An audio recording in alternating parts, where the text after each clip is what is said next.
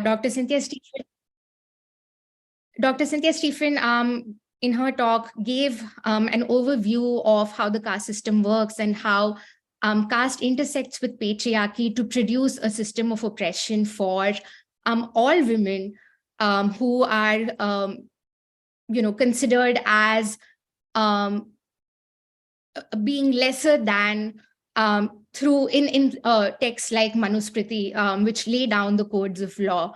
But I just, again, want to focus on how caste and patriarchy intersect in the context of juvenile justice, and especially the part of the juvenile justice system that I looked at. So just to, give an introduction of what got me interested in studying juvenile justice and trying to understand where caste and gender figure into the working of juvenile justice, into the very foundation of the juvenile justice system. I was coming across a lot of incidents of, young women, especially girls and young women, those below the age of 18, running away, mostly below the age of 18. And again, this is an aspect I want to discuss on the aspect of age. But my interest in the subject came from reading about how a number of young women and girls were running away from what are called children's homes, which are institutions established by the Indian state for the care and protection of girls. That is at least the stated objective of these institutions. And these institutions are especially meant to target what are understood to be girls who face different levels of vulnerability. So these are girls who are orphans, are separated from their guardians for different reasons, are survivors of things like natural disasters. But just reading these news reports, the question that came to my mind was, if these institutions are indeed meant for the care and protection of girls, for the care and protection of young women, why is it that girls are running away from these institutions? What about the working of these institutions makes these girls reject the care and protection of the state? And looking at their responses, how can we conceptualize care and protection when it comes to how the Indian state relates to young women and girls? And this is what got me started on my research. And very soon I found that when it came to juvenile institutions in India, including those, like I said, which are meant to be for the care and protection of young people, it's mostly working class and oppressed caste girls who are confined in these institutions. And I use words like confined and detained when I talk about, again, how these institutions work with young women, because just in the working of these institutions, girls and young women are not allowed to step out of these institutions, right? They have limited hours available for play. Every aspect of their day is surveilled and regulated by officials of these institutions, to the extent that even meeting their parents or meeting family and friends is something that girls have no control over. Even these aspects of their lives are regulated by the institution. It's this kind of structure of the institution which led me to term these as institutions of confinement and detainment rather than care and protection. The other aspect of the juvenile justice system, sorry, I'm just going to have some water. And the other aspect of the juvenile justice system that made me want to focus specifically on how caste and gender intersect in how these institutions are established is the fact that many of the girls who are detained in these institutions are there because they happen to be in intercaste or interfaith relationships. And when I say this, I want to highlight that, such instances of girls who have been detained and admitted to these institutions because of their romantic and sexual relationships is by no means an exception, right? Just based on my fieldwork, I saw that the majority of girls who are in these institutions have families, have guardians, but are there, like I said, because they happen to be in relationships that went against the order of caste, right? That violated caste endogamy. And again, I'll come to this to talk more about how caste and gender intersect and how the law seeks to uphold Brahminical patriarchy. But this finding that the majority of young women and girls who are labeled as, needing the care and protection of the state are punished for their relationships is also something that other researchers have found. Rukmini S., who has written a book on how data works in the Indian state, has pointed out that a large number of cases that are termed as cases of sexual violence in India, cases of rape in India, are actually cases of consensual relationships, right? These are instances of the Indian state actually punishing, especially intercaste and interfaith consensual relationships through this instrument of the law.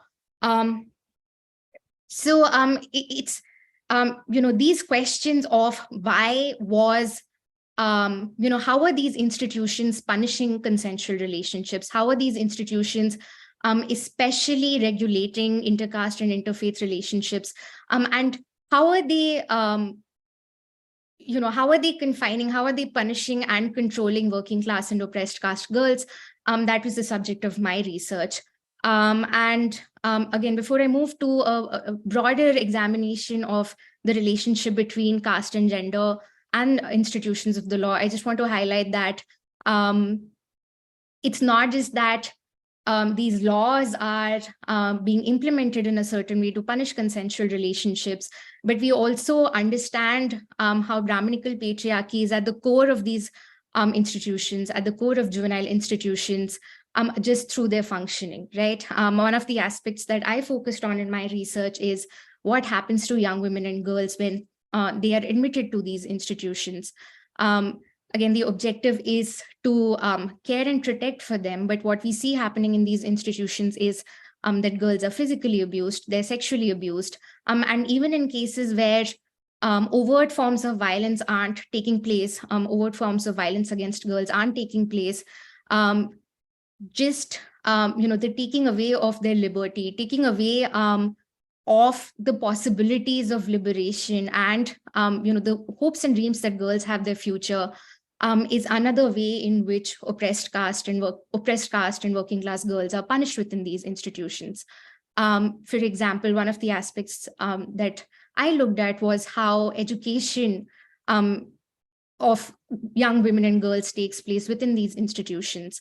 And what I found is that the girls who are admitted to these institutions rarely have access to schooling. And even when they do, they don't receive any of the extra assistance that they require to succeed in schools, right? Instead, most of the educational opportunities that they receive within these institutions are directed towards their vocational training, and especially training them in professions that are lowly paid, right? So most vocational training will give them skills to work at a beauty salon, for example, or work within tailoring.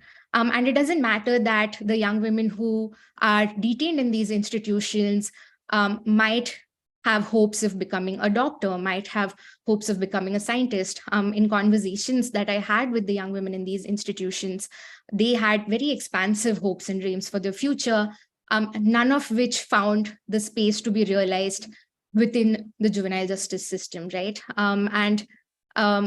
This has, of course, to do with the way in which the laws which are meant to care and protect for girls are implemented. It's also something that is reflected in the attitudes of officials of the Indian state that work with these young women. For example, a representative of the Child Welfare Committee, which is a body of the Indian state that directly works with institutions of juvenile justice. I interviewed one of the officials of the Child Welfare Committee in Delhi, and I found that his ideas around the futures of these girls or the capabilities of these girls was very much rooted um, in the caste system. For instance, he would say stuff like, these are children of people who live in slums. These are children of sanitation workers. They might think that they can do whatever they want, but I want to tell you that their IQ is really low, right?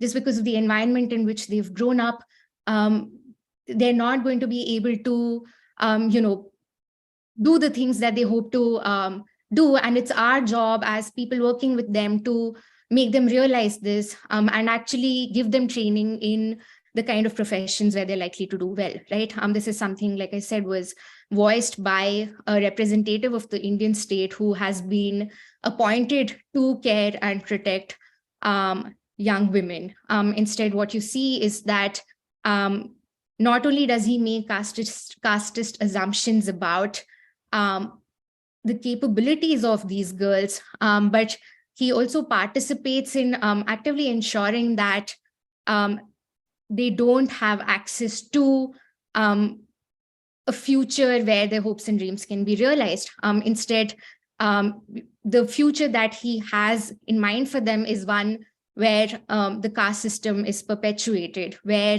only a certain, only certain kinds of professions are available to these young women. Like I said, most of my research focused on the juvenile justice system, and I'd be happy to answer more questions around this. But I want to now talk more broadly about why it's important to keep caste and gender and the intersection of caste and gender, which I call Brahminical patriarchy, drawing from anti-caste feminists who have used this term to highlight the many forms of violence that all women, but especially oppressed caste women, face. To begin with, again, I've drawn on Dr. Ambedkar's theorization of caste to understand how institutions of the law are institutions that are meant to further the caste system, are institutions that are meant to perpetuate the effects of caste. So Dr. Ambedkar, in his analysis of Hindu texts such as the Manusmriti, argued that what Hindus call religion is really law, or at best legalized class ethics. It is, and I'm quoting Dr. Ambedkar here, he says, it is nothing but a mass of sacrificial, social, political, and sanitary rules and regulations, all mixed up, a multitude of commands and prohibitions. So again, what he understood to be, what the way he framed Hindu religion was by framing it as a set of laws, or what he called legalized class ethics. The laws, commands, and prohibitions laid out by Hindu scriptures and sacred texts produce the caste system of India, and which Dr. Ambedkar described as a system of graded inequality, a system in which different castes are placed in a vertical series, one above the other. And again, I'm assuming that there is some familiarity with the origin of the caste system, how different castes are organized. So I'm not going to go into that. But I do want to focus specifically on this aspect of understanding the Hindu religion and the caste system as a system of laws, right? And then move to, again, understanding how this understanding can be used to analyze the present day workings of the Indian justice system and the foundation of the Indian justice system as rooted in Brahminical patriarchy. So like Dr. Ambedkar argued, the caste system rests on the codes of law structuring the system, and these codes of law are prescribed within sacred Hindu texts.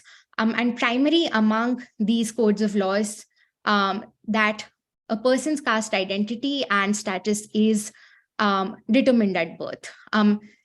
Further, these codes of law, these rules also regulate the status of each caste through the fixity of occupations for each class and continuance thereof by heredity. And again, it's here where I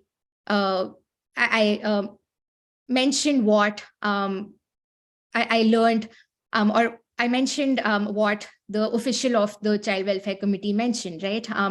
You see here how officials of the Indian state, when they talk about how children of, sanitation workers, children who grow up in slums, should, have access only to low paying jobs.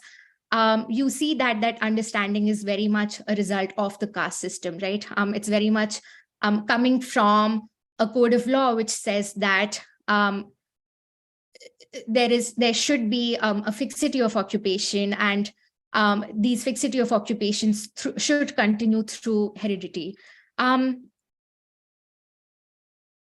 What these codes of law do is that not only do they prescribe the rules and regulations to be followed by every member within the caste system, they also prescribe punishments to be met out to anyone who violates these systems, right?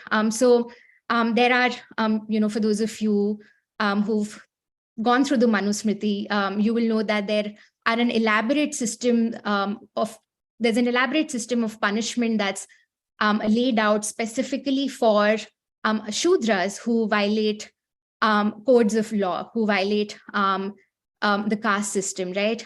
Including really gruesome punishment such as cutting off their ears for something like hearing or reading the Hindu scriptures, right? So it's this aspect of Hindu scriptures which not only lays out a system of rules, but also lays out a system of penalty that led Dr. Ambedkar to analyze Hindu religion and the caste system as a system of law.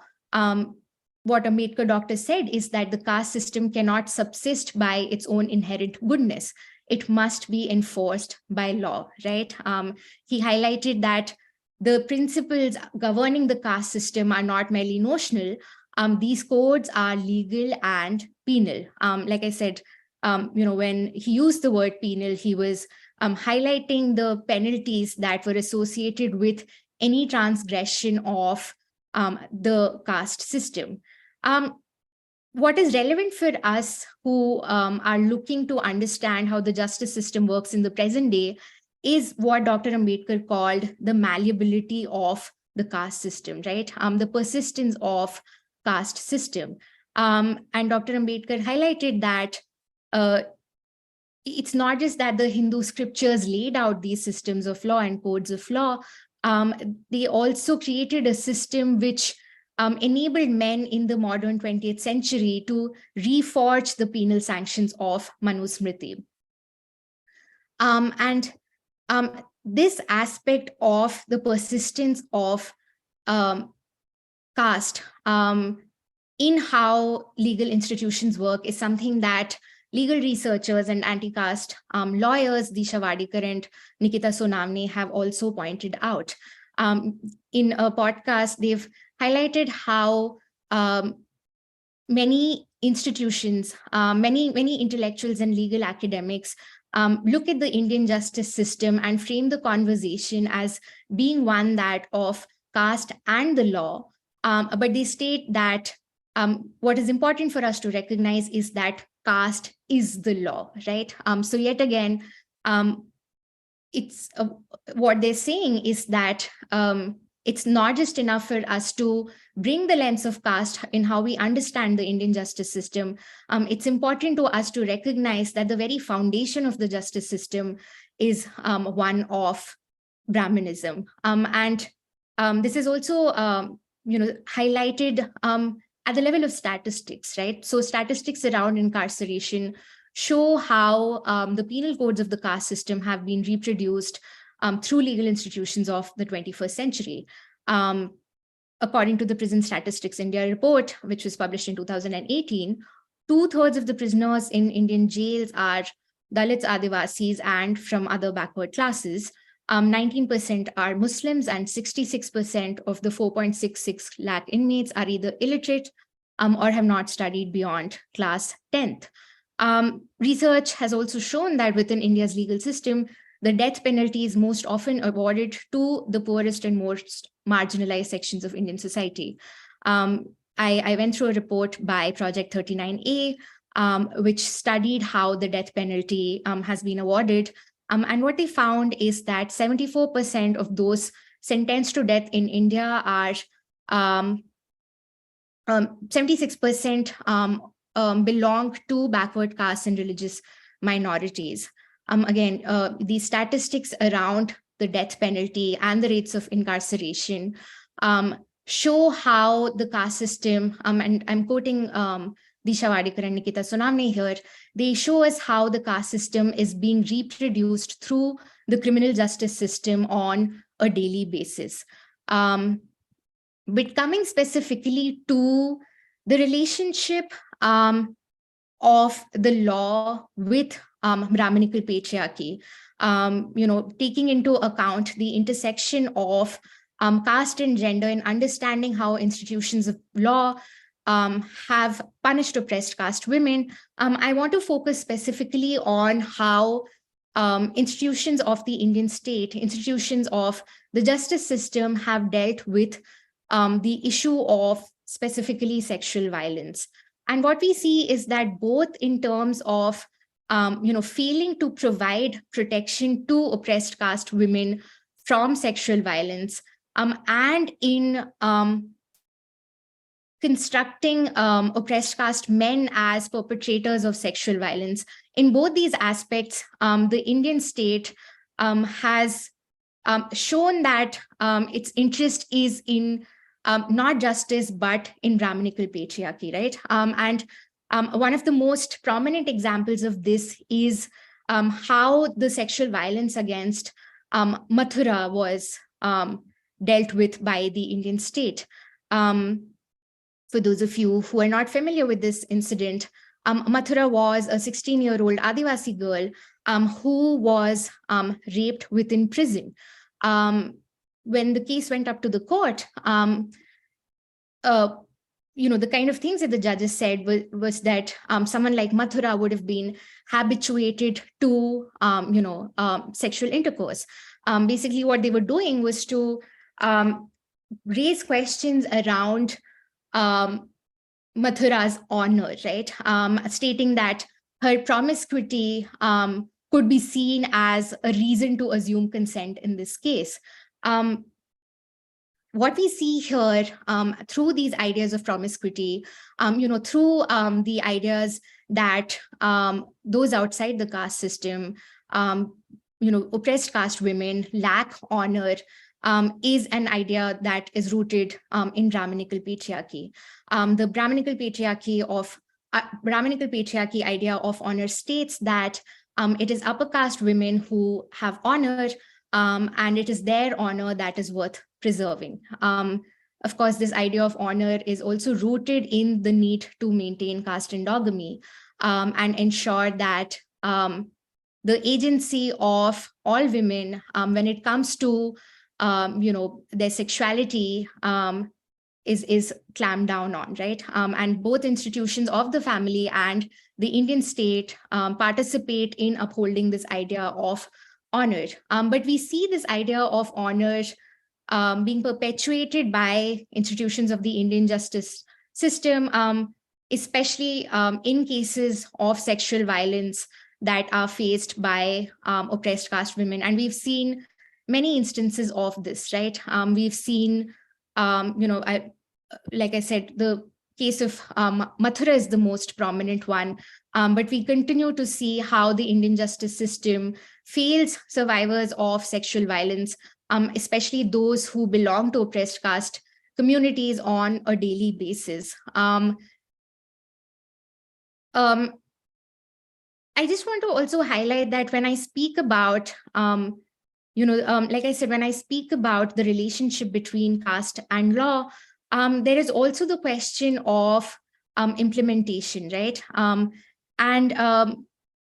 oppressed caste activists and scholars have highlighted that even in instances where the law has been seen as an instrument of justice, even in instances where those of oppressed caste communities have engaged with the law to achieve justice, in the implementation of the laws, we've seen how the law fails to be an instrument of justice, and instead it upholds the interest of oppressor caste communities.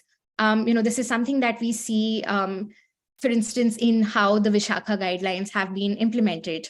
Researcher Dr. Jenny Rowena has highlighted that the Vishakha guidelines, which were framed as a result of the rape of Bhavari Devi, has been applied only to formal workplaces, whereas most oppressed caste women in India are employed in informal workplaces.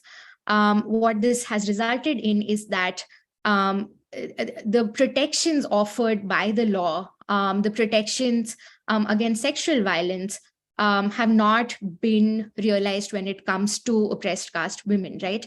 So even in instances where the law could be an instrument of justice, what we see is that the law has failed to provide oppressed caste women any justice. And it's these insights that I also draw on in my own analysis of the juvenile justice system, which, like I mentioned, is a system that was created for the care and protection of girls. Instead, what we see is that these institutions instead sexually regulate and confine girls. Within the space of juvenile institutions, young women and girls find that their access to a future of liberation, the hopes and dreams that they have are clamped down upon, right? They don't find the space to be realized. So I'm sharing this to say that when it comes to possibilities of the law, the relationship of oppressed caste communities with institutions of law have been a complex one. Given that institutions of law have been one of the few avenues for justice that have been available to oppressed caste communities, thanks to the efforts of anti-caste leaders like Dr. Ambedkar, it's understandable that a lot of anti-caste activism has centered around law, right? I'm thinking of the Prevention of Atrocities Act here, or even something like the Vishakha guidelines. But like I said, even when it comes to the implementation of these laws, what we see is that institutions of the Indian state make it very difficult, if not impossible, for oppressed caste communities to access justice. Dr. Rupali Bansode, who has studied sexual violence against oppressed caste women, has looked at the issue of legal compromises or settlements as one of the important reasons, apart from challenges of access, that cases of sexual violence, especially caste-based sexual violence, fall through the cracks of the legal system. I'd highly recommend that you go through her work to understand more about how the legal system has failed survivors of sexual violence, and specifically oppressed caste women. And similarly, with the Prevention of Atrocities Act, we see that even though the law was implemented in response to violence against oppressed caste communities, the law has more or less failed in providing justice to oppressed caste communities. And again, what we see in all of these instances is that the Indian justice system continues to be one that upholds the interests of oppressor caste communities. And this is something that we see both in the framing of laws, but especially in the implementation of laws. But I mentioned this to, again, highlight the complexity of how oppressed caste communities negotiate with institutions of the law. Many of the anti-caste activists that I've spoken to, even in the course of my research, actively work with institutions of the state and try and find spaces for justice. And all of, whether it's acting in the capacity of lawyers, in the capacity as activists, even as they are critical of institutions of justice. These are lawyers, these are activists who have not given up on the Indian justice system, or at least have not given up on working with the Indian justice system. So I just want to highlight that in my critique as well, right? Like I said, I understand why those of us from oppressed caste communities have centered so many of our advocacy and activist efforts around legal measures, around institutions of the Indian state. But the reality remains that we've more or less been failed by the Indian justice system. And like I've mentioned throughout this talk, the Indian justice system has constantly shown us how not only does it uphold the interest of oppressor caste communities, but that its very foundation is rooted in Brahminical patriarchal ideas, such as those of honor, which not only fail to provide justice to oppressed caste women, but also punish oppressed caste communities, which criminalize and incarcerate oppressed caste communities. So that's all that I have in terms of what I wanted to share. I'd love to hear thoughts. And like I said, this is the domain of law is a very vast one. And my research has focused on a very small aspect of that. So I'd love to learn from all of you and would love to hear more insights you have around negotiations of oppressed caste communities with law. Thank you. All right, thank you, Sujatha. That was really, really fascinating. And I think you unpacked a lot for us in quite a short span of time, especially about the role of law in sort of creating and perpetuating, shall we say, what you call accurately Brahminical patriarchy. And in fact, law has historically held that purpose. I mean, as early as the late 19th century, when the British were still coming up with laws for India. Sorry, I'm just switching back to gallery view because it's easier. All right, I do have a couple of questions for you, but I just want to check the chat. We don't seem to have any. Guys, please feel free to write your questions down in the chat, and I will ask them on your behalf. Or if you have a question you'd like to ask, do raise your hand. Okay, while people are doing that, I'm going to ask you a little bit about something that I was hoping you'd talk about because it's what you work with, the juvenile justice system. And I was hoping you could tell us a little bit about your fieldwork and the kinds of material or data that you gathered that helped you formulate what you currently work on when it comes to the juvenile justice system in particular. Mm-hmm, mm-hmm. Yes, I'd love to talk more about that, considering, like I said, that is my area of expertise. So it's something that I can talk with a little more confidence. But when it comes to researching caste in the juvenile justice system, it's really a very, very difficult task. And part of that has to do with the presumption of castelessness that operates in these institutions. So just as a researcher, and as someone whose training has been in the United States, I think when I went to do my research, most of the literature that I'd read had been, by Black feminist theorists who've studied the justice system in the United States. And a lot of them were drawing on, again, statistics around who are detained in institutions of incarceration, whether it's adult prisons or juvenile detention in the US.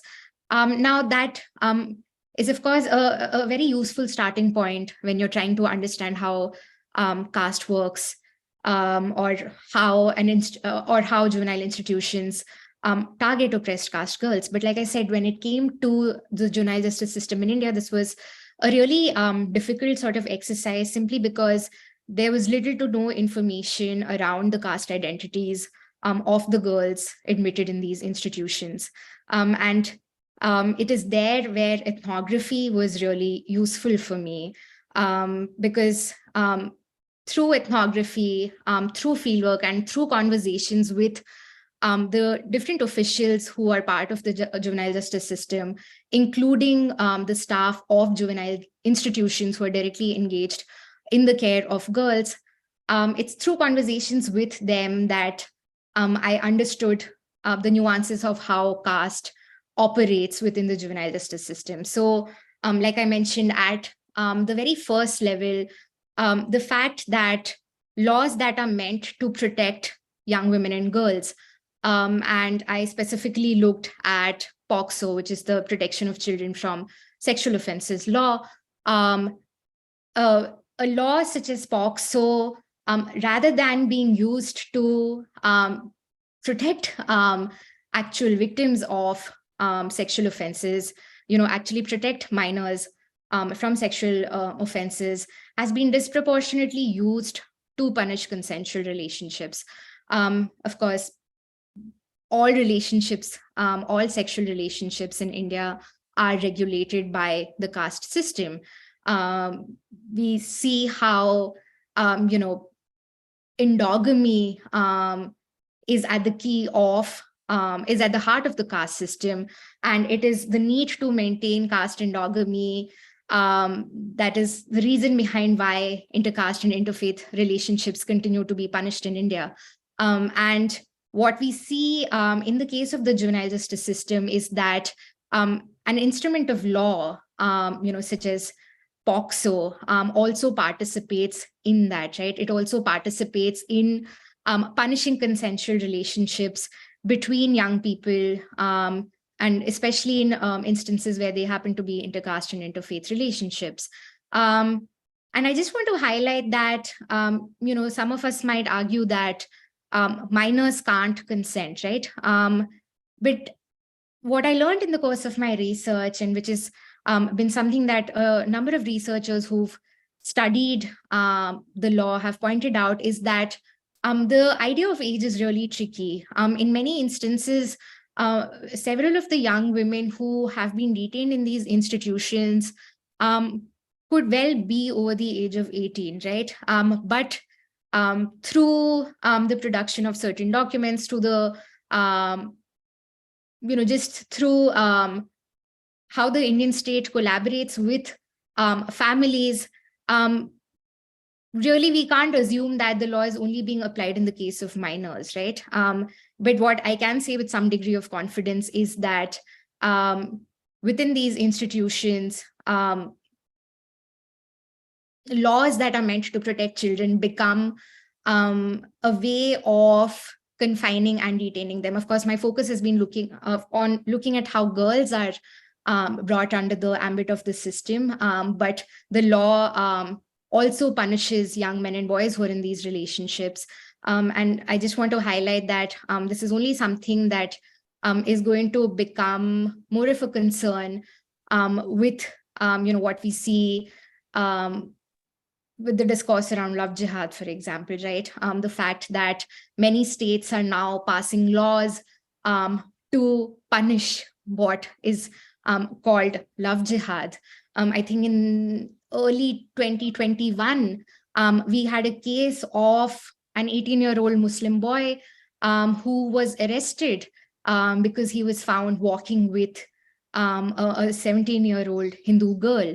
And this case was filed, and the girl in question happened to be a Dalit girl. And the case here was not filed by someone from her family, but it was filed by members of the Hindu right who found them walking on the street together, right? So again, I would just say that for those of us who think about the relationship between age, gender, and consent, it's important to keep in mind that ideas of consent get complicated when we look at how these laws are implemented, when we look at how these laws are applied. So I'm sharing this to highlight how, even at the level of how girls are brought into these institutions, we see how, laws meant to protect girls actually lead to their confinement and punishment. But what happens within these institutions, what happens within the space of these institutions, further highlight how Brahminical patriarchy is perpetuated by both officials of the Indian state and the staff who work at these institutions. And like I said, it's important for us to recognize the many ways in which caste is talked about, whether it is at the level of talking about the capabilities of girls, or it is at the level of how their bodies are regulated within these institutions. For instance, the fact that girls are expected to wear really drab uniforms. They're punished for tying their hair certain ways. They're not allowed to own makeup, jewelry, none of that. So the level of control here is at a very intimate level, right? It's at the level of controlling their minds. It's at the level of controlling their bodies, all of which are targeted to ensure that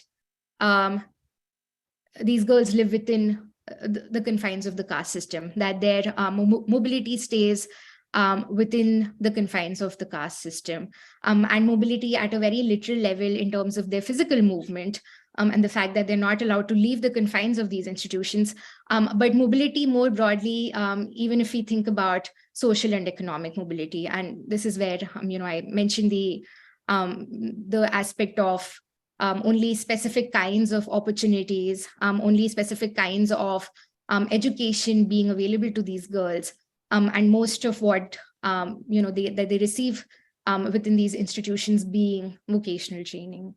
Again, I'd love to share more about just all of the things I encountered as part of my research. I just want to say that even as studying something like caste is challenging, because officials of the Indian state would like to believe that they're casteless and not officially record statistics around who is it who form part of these institutions. Even as that existed, I also had officials of the Indian state literally quote from the Manusmriti in their conversations with me. I had someone mention that the reason why young women from oppressed caste communities, why young women from slums grow up a certain way, they grow up with lack of discipline, is because their parents are unaware of the ideals of good parenting laid out within Manusmriti. I didn't expect to literally hear about the Manusmriti, but again, it shows us how Brahminical patriarchy is at the forefront of how the Indian state engages with those from oppressed caste communities. I mean, thank you for that. That was kind of a shocking end to the answer, I'll say that. But I appreciate you sharing that example. So Sukanya B is actually offering you a chance to chat a bit more about your ethnography, which is obviously brilliant. She says, I'm wondering if you encountered NGOs during your research, and what was your experience with them? And did they carry the same kind of attitudes as the state bureaucrats did? Yeah, that's actually a really relevant question, because many juvenile institutions, especially those that have been established for care and protection of minors, are actually run by NGOs. So we have state-run institutions, but we also have institutions where, again, the day-to-day operations of the institution are by NGOs. And in fact, my research was also based in one such institution. I mean, for reasons of confidentiality, I can't mention the name of the specific NGO, but even though the organization was receiving funds from the Indian state, it's the structure of the institution was, again, following the laws laid out within the Juvenile Justice Act. The daily kind of interactions that girls in these institutions had were with members of NGOs were with the staff of NGOs. Again, just looking at the level of numbers, what I found through my interviews with the staff at this NGO was that almost all of them belonged to dominant caste communities. I think there was the only exception to this was very predictably the cleaning staff, right? Again, even there you see how at the very level of the working of the institution, how the caste system is perpetuated, whereby all of the positions of power, whether it's those who were responsible for the policies of this organization, those who were in the leadership of this NGO, being from dominant caste communities, but also that the work of cleaning was again in the hands of women from oppressed caste communities. But yes, absolutely, these ideas of caste and gender was something that I also found the staff of the NGO to voice, and this was just something that I observed even in how they would talk about girls, right? Of course, the staff, quite like the Indian state, presume themselves to be casteless. In fact, while I was carrying out my research, there was an incident of the rape of a Dalit girl in Delhi, where this institution also happened to be based. There were protests by anti-caste activists around this incident. So that day when I went for fieldwork, I spoke to the staff of this institution, this juvenile institution that is run by an NGO, like I said, and I asked them what they made of this incident, and what they thought of the protests around the incident. And their only response was to say that we should not think about something like caste when it comes to children, right? Children don't have caste, and in fact, it's the anti-caste activists who were protesting against the incident, who were highlighting the necessity to take into account the caste identity of both the victim and the perpetrator. It is these people who were being casteist, but as people who are working with young people, as people who are engaged in the care and protection of young women and girls, they don't believe in caste. But even as they, kind of proclaim to be casteless, in their day-to-day interactions, like I said, they, in subtle and overt ways, reproduced ideas of Brahminical patriarchy. So for instance, just in how they would counsel girls who were within these institutions, and especially girls who had been brought to these institutions as a consequence of their sexual and romantic relationships being criminalized. So, all of the training, all of the counseling targeted towards these girls was about telling them why they needed to listen to their parents, about telling them why, girls in sexual relationships, why, they should focus on other aspects of their life, and it's wrong for them to really have any sexual desire. Like I said, if we understand how ideas of consent and desire are rooted in Brahminical patriarchy, we see this injunction to not engage in sexual relationships, the idea that the well-being of girls, and especially girls from oppressed caste communities and working class communities, is in not expressing their sexuality. We see how how these ideas are rooted in Brahminical patriarchy. So yes, the short answer to this question is that at least in the research that I did, I found that the NGO staff are not only complicit, but are themselves very much invested in upholding codes of gender and law, upholding Brahminical patriarchy. But I also just want to say that when it comes to the form of NGOs, it's really difficult to make any kind of broad statement because the form itself is so diverse, right? So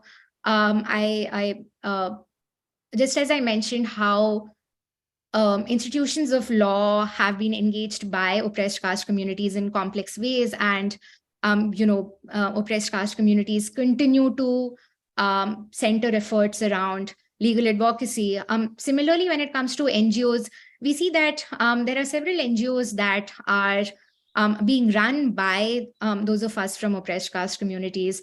In that sense, people from oppressed caste communities, those of us from oppressed caste communities, also try and create spaces for liberation, for freedom within these institutions.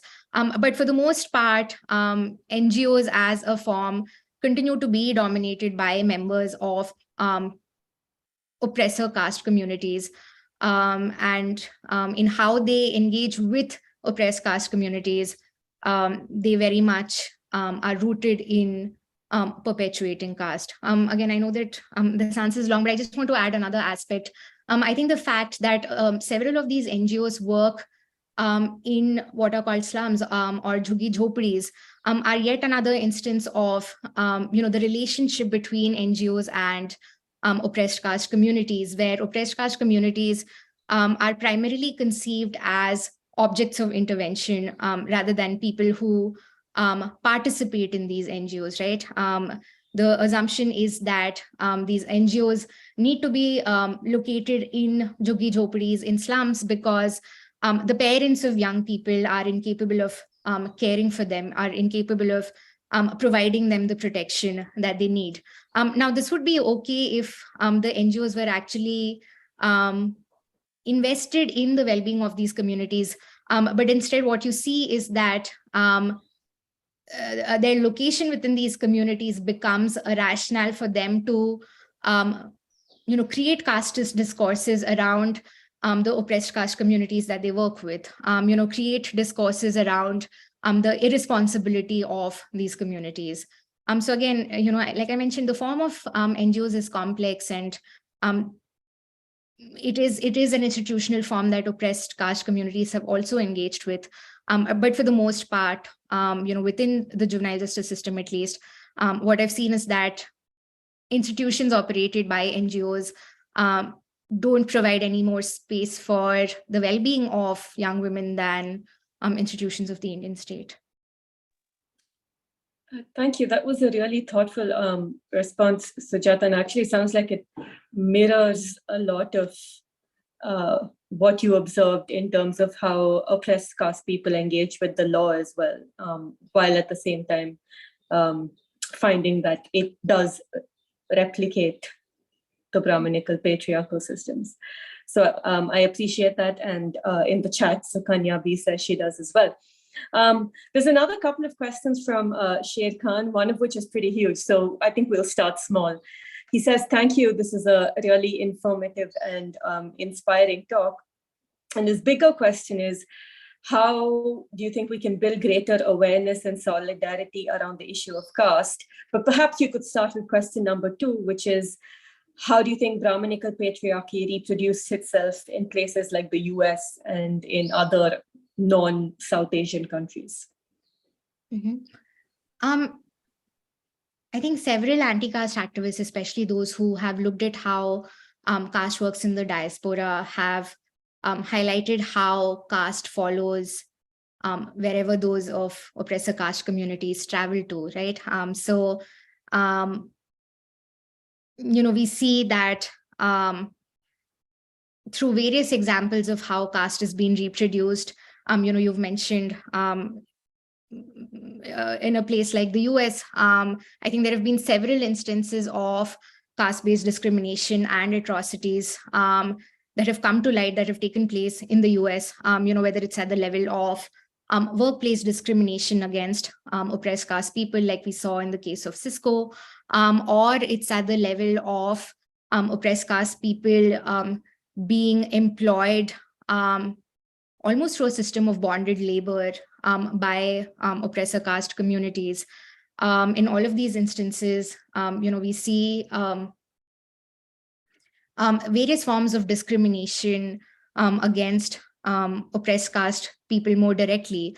But if we have to think about how Brahminical patriarchy itself is reproduced within these spaces, like I said, it's important for us to recognize that several foundational concepts that govern our everyday life, that govern the everyday life of those of us who live under the caste system.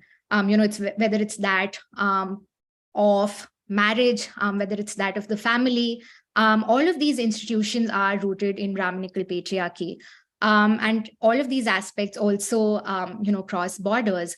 So if we have to think about, again, who is it that people living in the diaspora, upper caste communities living in the diaspora, who is it that they interact with, who is it that they socialize with, who is it that they marry?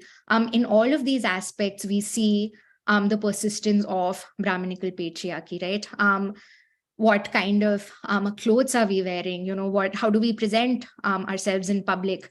Again, all of these are a function of Brahminical patriarchy, which lays out codes around honor, codes around respectability, codes around modesty, right? So caste continues to regulate the lives of people in the diaspora, both of oppressor caste and oppressed caste communities, in both, through both overt acts of violence, but also through these small details of everyday life, right? Or maybe not small details, but through the everyday details, or through the details of everyday life around family, around desire, around sexuality.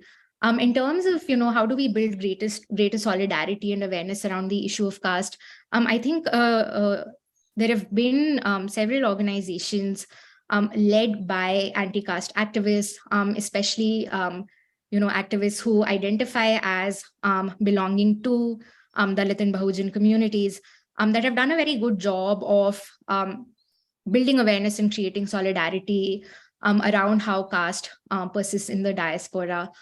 In the case of the United States, I can think of Equality Labs and the work being done by anti-caste activist Tenmuri Soundarajan, right? So organizations like Equality Labs have been engaged in advocacy around, for example, workplace harassment. They've also been engaged in advocacy around having caste be recognized as a category of discrimination. And we see some of their efforts reflected in the fact that states like California have officially now included caste as a category of discrimination. But yes, I would say there are organizations such as Equality Labs that are doing really good work. But I think the other way in which we can build greater awareness around caste is to puncture assumptions of castelessness wherever possible. I'm someone who's located in the academy. I think my effort has been to question, for instance, why literature that is looking at post-colonial theory or that is studying South Asia does not talk about caste in any substantial way. My effort has also been to question who is it who actually constitute the academia when it comes to South Asian scholars hired within United States. Why is it that most scholars, most professors continue to be from dominant caste communities? So I guess, recognizing the various levels at which caste works, there are several interventions possible.